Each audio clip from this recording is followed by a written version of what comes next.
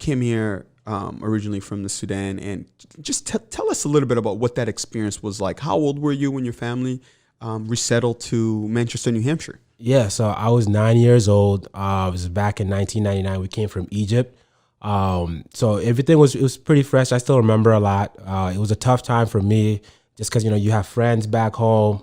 You got to get up and leave. You don't know what this holds. You don't know where you're going.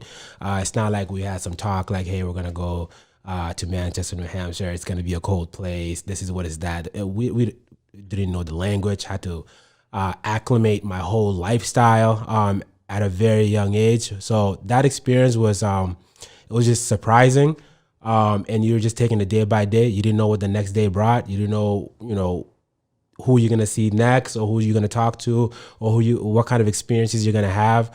But for me, it was also exciting, right? Just trying to get to the next chapter. For sure. If you can think back on those early days, what were some of the stuff that you experienced early on where you're like, man, this is awesome. This is amazing. I'm curious to know from that young age perspective. Oh man, when I was young, at 9 years old, just trying some like different types of food, right?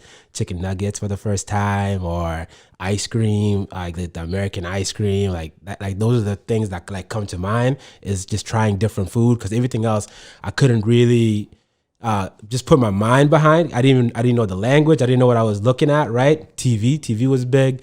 Having just like that color, right? Back in Egypt, I didn't get color TV. Wow. I wasn't experiencing that. So coming here, having a TV, even though I didn't know what people were saying, those are the kind of the things that I was first able to like kind of get there. And then also, the smallest essentials, right? Toilets, right? Right. Sink, water, just like, the tap open is clean water. I can drink from it. You don't have to boil the water right away. That was weird. And then milk, how we have milk in gallons of milk. Yes. We're having that in Egypt, right?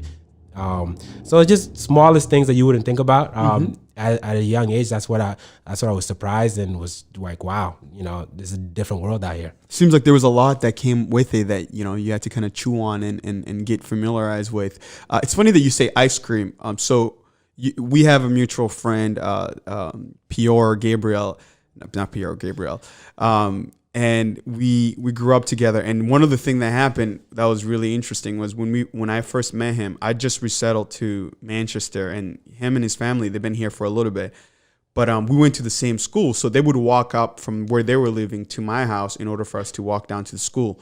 And we had this ritual where we would eat ice cream early in the morning. So my mom would give us ice cream sandwiches. Oh, no way. And we would eat ice cream sandwiches early in the morning before we went to school, and then we'll walk going down to the school. So ice cream, I guess for me was a big deal. It was a big thing.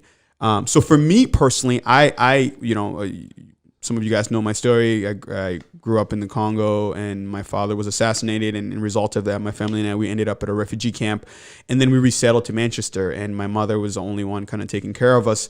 One of the things that was fascinating as we were acclimating, where most people would look at our deficits, right? Like what we don't have, right? Like, so people would look from the outside and be like, man, that's a single mother with 4 children. And, like she's working a factory job. Where for us in the other end was like, man, we're in a safe space. Yeah. Like we have freedom. Yeah. Even the bare minimum that we received by the social services, it was still big enough, right? So we came at it from that standpoint where it was like, man, we're free. We don't have to worry for our life being taken away. We can go to school for free, even though taxpayers, pay for it. Yeah, but like the basic essential, you can go to school for free. And that for me at a young age, that was like good enough, like in terms of like what America had to offer, like that was the starting point, and that was good enough. Absolutely.